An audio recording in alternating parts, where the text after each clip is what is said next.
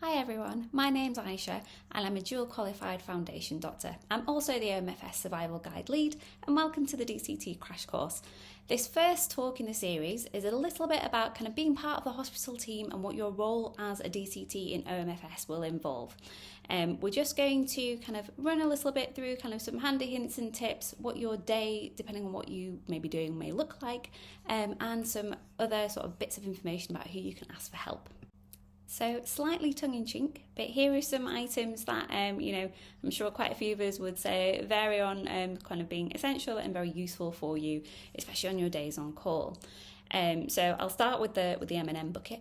So snacks, really important. You do make time for lunch and dinner, but sometimes it can be a bit difficult to have time to eat your meal, and so snacks always really come in handy.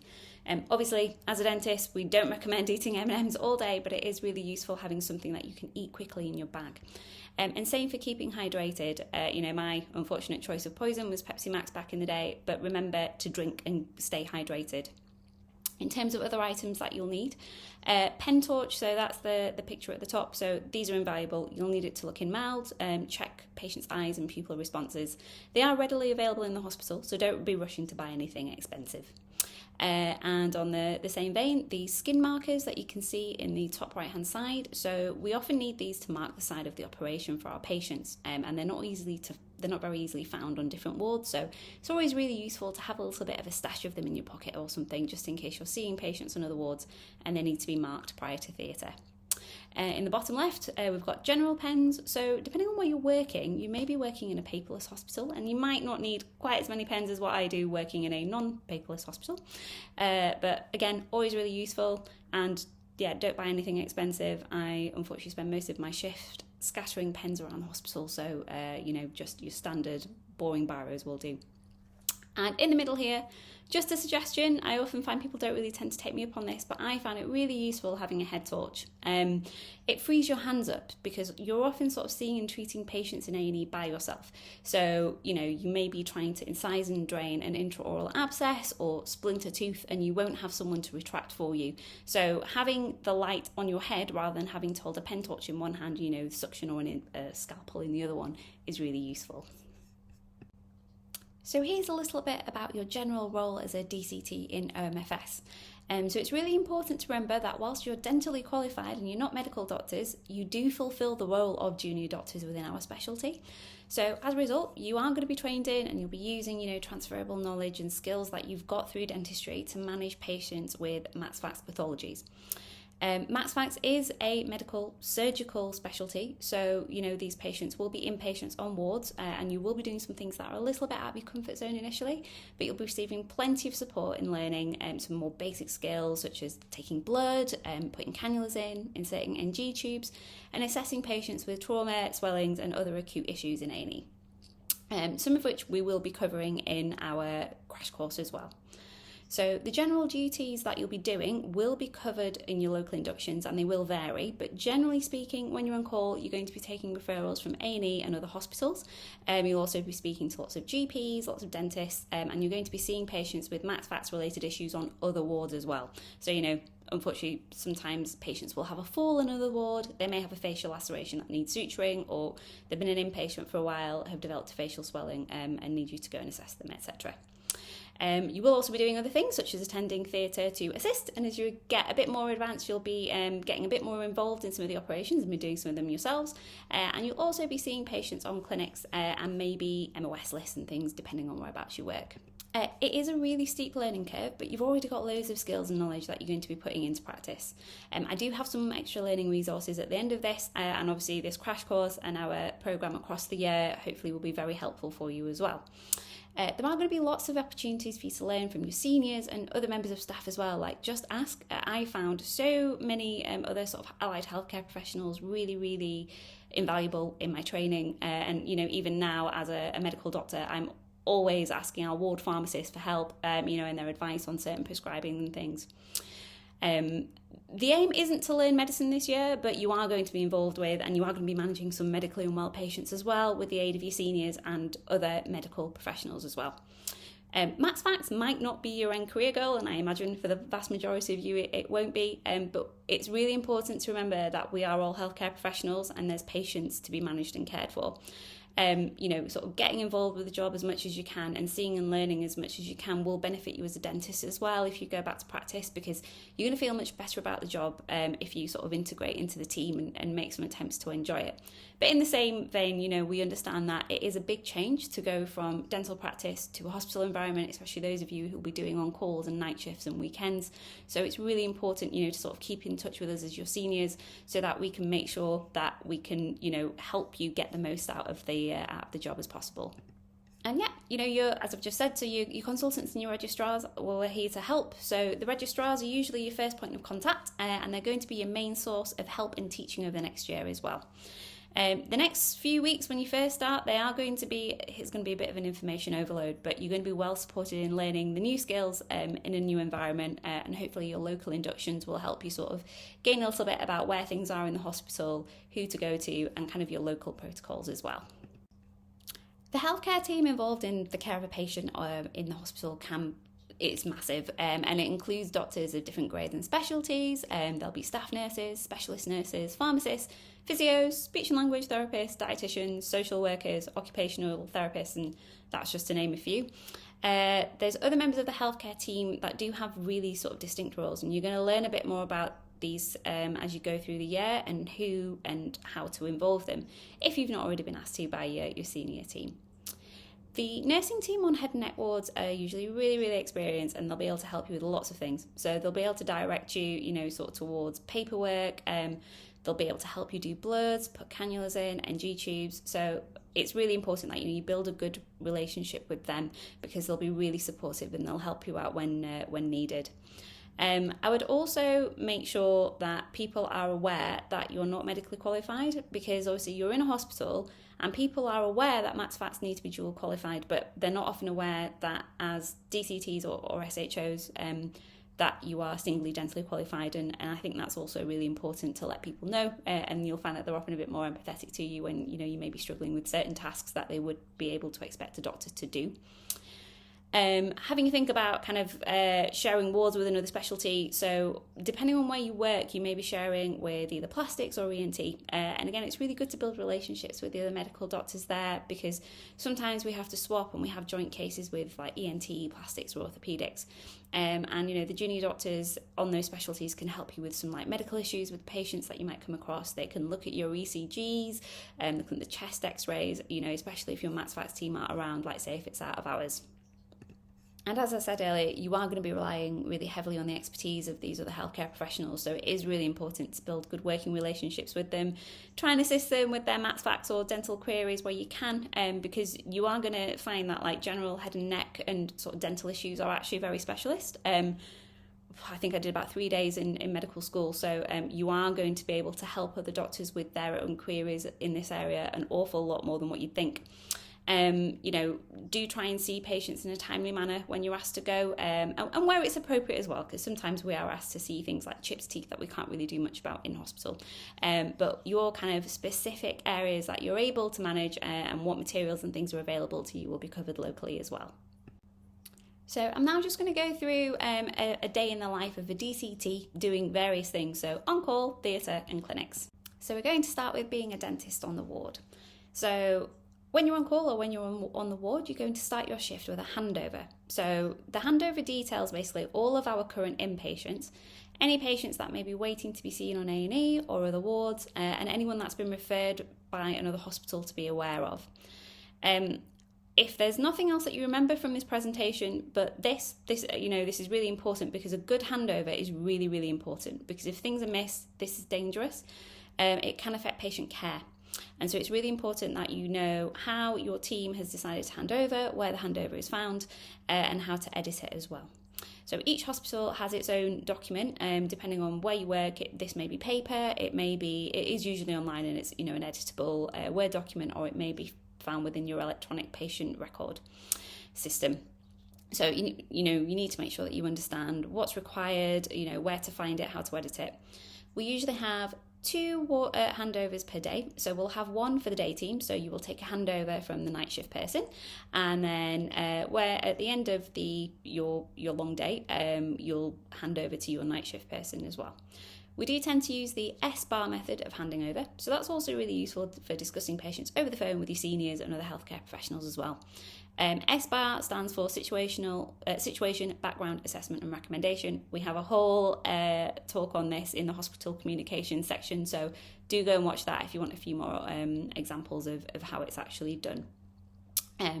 So, like I said, it's really important that we make sure the handover is up to date, and I would actually kind of ring fence a bit of time at the end of the shift. So say, you're supposed to finish at 8 p.m, it gets to 7:30, I would, unless there is a real emergency, spend that last half hour updating the handover just to make sure that everything, all the patients are on there, all the events are on there, and any jobs that need to be done overnight are on there as well, and that they are communicated to your night shift colleague. Because one of the worst things is you sort of called about an unwell patient and you don't know much about them. There's nothing on the handover about the medical history, and like I said, depending on where you work, if you are not in a paperless area, it is quite difficult to find information. So thinking about the ward round, so usually we start our ward round pretty promptly after the handover at 8 a.m. if that's your start time. So it's really important that everyone turns up on time so ward rounds can start quickly, because the consultants and the registrars have to go to theatre or clinic afterwards.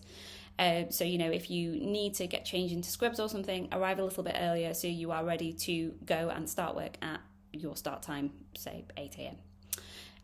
Make sure that you have the patient's notes to hand on the ward round. So, if you work in a paperless area, make sure that you've got the laptop on wheels and, you're logged onto the system and you've got the patient list up. If you're still on paper, like where I work, make sure we know where all the patients are and just go and get all the notes as soon as you reach each ward. And get a nurse to come along as well for their input, because they care for these patients day to day and they know them really well. There's lots of ward jobs that can come up during the ward round, during the day. So, you need to write the ward round notes as you go along. You may need to order some tests. You may need to prescribe some things. Prioritise initially can be quite difficult, and it can feel really overwhelming when you've got quite a few jobs. If you're unsure about what may need to be done first, ask your senior, because they will know, and it will become a bit more obvious as time goes on. But initially, it's always best to ask, because there are certain things that are very time dependent, say, investigations that need to be done before a patient goes to theatre. Obviously, anyone that's unwell will take automatic priority. You may also have to clerk patients for admission throughout the day. Again, we have a full talk on clerking and what this involves, so please do go and watch that. And you'll have to probably write a few discharge summaries for our patients that are going home, and maybe discuss some patients with other healthcare professionals. I say try to finish one task at a time, because in the beginning it can be quite confusing and it's quite easy to forget things as well. So if there's a few of you, splitting the jobs up and ticking them off can be effective, and it makes sure that everything is done efficiently and effectively. Do try not to put off jobs that you're unsure of or you don't feel very confident with. This sounds very obvious, but it is something that we certainly see happening in the beginning. It's probably something that I did as well initially, where, I didn't feel very confident, say, cannulating a patient, and was just kind of hoping that someone else would do it whilst we're waiting. But realistically, all it does is just disadvantage the patient as they're waiting for their medications or whatever it is. And again, I can't reinforce this enough, make use of your colleagues, work together, and if you are unsure of anything, just ask. You don't necessarily always have to be asking your MaxFax reg. Like I said, there's lots and lots of healthcare professionals on the wards that you can ask for help. A lot of them, are permanent members of staff, such, as our pharmacy team, the nurses, so they will know how the hospital works very, very well. You will only learn as well and get better by asking, and even if you feel like it's a silly question, we would much rather that you be safe, and so it's really important that you ask for help if you're unsure about something. So what will you be doing when you're on call? So same as being on the ward, you will start with a handover and you'll go on the ward round. I've got a picture on the bottom right here of the dreaded bleep. You may not have a bleep, you may have other sort of communication systems, but generally you will have something where people can contact you and ask you to do things. So this may be you'll be receiving referrals from other wards, A&E will be contacting you about patients, and GPs and GDPs can be sending patients in for you for anything related to the head and neck. So this could be facial swellings, salivary gland issues, facial trauma, dental issues, mouth ulcers, sometimes query malignancies that are kind of affecting the patient quite severely. Not all of them are urgent and not all of them have to be seen immediately, and unfortunately, a lot of patients we can't actually really provide input for. So one of the major examples I can think of that is a lot of patients turning up to A&E with toothache. We don't provide general dentistry, so we won't be managing that. But we can signpost to appropriate services such as local dentists or the emergency dental services. You will also be contacted by the ward to do some of the jobs. So depending on where you work, you may have a separate ward person who will just manage those kind of from 8 till 5. But sometimes when you're on call, you also handle the ward. So this will be, patients may need their medication prescribing, they may need cannulas, NG tubes inserting, discharge letters, dressings changing, they may be unwell and may need an assessment. And we have, again, a talk on the A2E assessment and how to kind of, a lot of these talks go over the management of unwell patients and, who to ask for help as well. You are the first port of call, so you'll also get calls about appointments for patients sometimes and other things that aren't really your responsibility. And these are kind of best redirected to other kind of members of the admin team, such as the secretaries. But again, if you're not sure, your local inductions will cover your local protocols on how patients are booked for clinics and how to check these things, etc. If you're rotated for a theatre day, usually at 8 o'clock in the morning, you will go and see the patients and you will clerk them for the list. If you would like to sort of know a bit more about how to clerk a patient, again, go and watch our talk on clerking. And you'll usually go and see the patients with a consultant or a registrar. You'll need to check their details, what operation they're having, and make sure it matches what is on the list. You'll be surprised how many times patients come in thinking they're having one thing and it's listed as another, and that is a bit of an issue because it can cause problems with audits and patient safety quality outcomes. You also want to check that all of their paperwork is done. So this will include their consent form. In hospital, we have something called a site marking checklist. So it's basically making sure that we have the right patient at the right time and that everything has been checked and the side has been identified. You do need to take sort of a bit of a basic history as well, check their past medical history, and that if they're on any medications, that they have been stopped as they should have been done, because, things like oral anticoagulants or warfarin, we do tend to stop those for a few days in advance pre-theatre. And that, if they had any investigations that they needed to have been done prior to theatre, that they've been done as well. So, all patients that are on warfarin should have had an INR in the morning. All diabetic patients should have a capillary blood glucose on the morning as well. And very important, make sure that they're nil by mouth. Always ask them when they last ate or drank, because even though patients get a letter with it on, you will be surprised at the number of people that don't really follow those instructions, and unfortunately their operation gets cancelled or sometimes moved depending on the time of the day. You will then go to theatre and you'll be assisting depending on the procedure. You may get to do part of it, certainly, closing and suturing and things. If the patient is a day case patient, so this means that patient comes in for their operation in the morning, recovers and then goes home, you need to make sure that all of their medications are sort of prescribed and that they have if they're going home with anything that we're adding on, and that you do a discharge letter and that the follow-up is arranged as well. Always remember to ask the consultant or the registrar when they'd like to see the patient again. If the patient is to be admitted, you will need to do that admission paperwork. So again, the clerking documents, you need to prescribe their regular medication, anything that we're giving them after their operation. And you also may need to order, any sort of post-op imaging, and make sure that you hand over to the on-call DCT as well, so that they know that there is an extra patient to be added to the handover. You will also be rotated for clinic, and depending on where you work, the setup will be a little bit different. So this could be consultant-led clinic, so you'll have consultants, registrars, and a few DCT seeing the patients. Some clinics you may see the patients yourself, present to your senior and come up with a management plan, and in other places you may just be with the reg or consultant and you'll be supervised and probably shadow a little bit as well. We do a range of face-to-face appointments, telephone appointments, much more common now since COVID, and sometimes some areas will have virtual video calls as well. Make sure you've got all the information that you need when you are doing the appointment, because you need to know exactly what the patient is being referred in for. You need patient's notes, or if you're in a paperless system, have everything should be there. And you should also be able to see the more recent investigations as well. The other thing that I think is that's important to note is that the clinic list will all kind of be coded. So if there is a patient that is to be seen by a consultant only, say for example, because they're due to break bad news, make sure that the nurse doesn't actually accidentally give you their notes for you to see, because that's not really going to be very appropriate. It's not ideal. We sort of the outcomes of, sort of patients that we'll see on clinic. So you may be booking the patient for an MOS list, theatre. For a further review, we may refer them to another specialty, or we may decide that we don't need to further intervene and discharge them. So an area that I think is really important to mention is help and support for all of you. It can be quite a shock to go from dental practice or the dental hospital into this sort of job. The hours are long. They can be often quite unsociable hours. You may be doing night shifts, and it can be very tiring and quite daunting. It may be a very unfamiliar environment for you as well if you've never worked in a general hospital, and it is completely normal to not enjoy it at times. It is something that a lot of us can take for granted, especially, if we've been working in hospital for a little bit longer. But it is really important to remember that it's okay for you to take some time to get used to it. And it's also really important to remember to rest. It's very easy to forget because you try and spend all of your days off, you're catching up on fun stuff or life admin, but it's really easy to burn out. So just remember, especially when you first start with the first few months, give yourself some time to just adjust to your new working hours, do nothing, and don't feel guilty about it.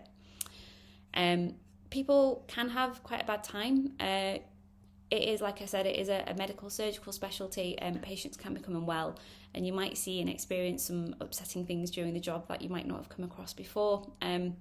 So please do remember, you're not alone, and if you do need to speak to someone, please do. Because you are with us for a whole year, you often develop really good relationships with the registrars, the staff grades, and other healthcare professionals as well. So if you are struggling, please do tell us, and we've all been in your shoes, so we do understand. And yeah, like I said, very, very important to look after yourself, rest, eat properly, and have some downtime, because life isn't all about work and portfolio or watching online courses. And most importantly, do look after each other as well, because if you work as a team and support each other, you will enjoy the job much more. A load shared is a load halved, and this is really, really true for working in a hospital. So just to sort of round things up, just some tips to hopefully help you guys enjoy the year a little bit more and get as much out of it as you possibly can. So be prepared. If you're in theatre, if you can, it may be worth looking at the list the day before, familiarising yourself with the procedures and the patients as well. So if you've got an idea of anything special they might need, like bloods on arrival and things, that will make things much easier for you on the morning. Reading a little bit about what the operations are as well is really helpful, because it means you've got a little bit more of an idea of what's going on.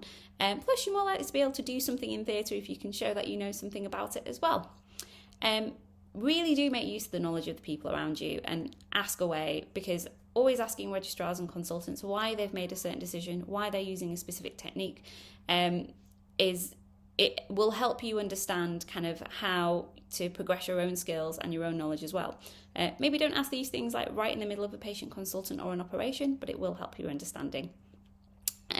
Building your portfolio with projects and presentations. So I know that a lot of these are part of the DCT portfolio anyways, but a lot of our consultants are involved in research. So if there's something that, specific that you'd like to do, or if you're thinking about specialty training in any of the dental specialties or in MATSFATS or hoping to go to medical school, definitely get involved and get things early.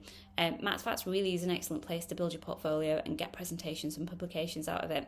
And even if you're thinking at the moment now that you won't go on to go and do any of these things, you don't know how you're going to be thinking in 5 years. So anything that you can kind of tick off at this point where it's easily accessible to you is really beneficial.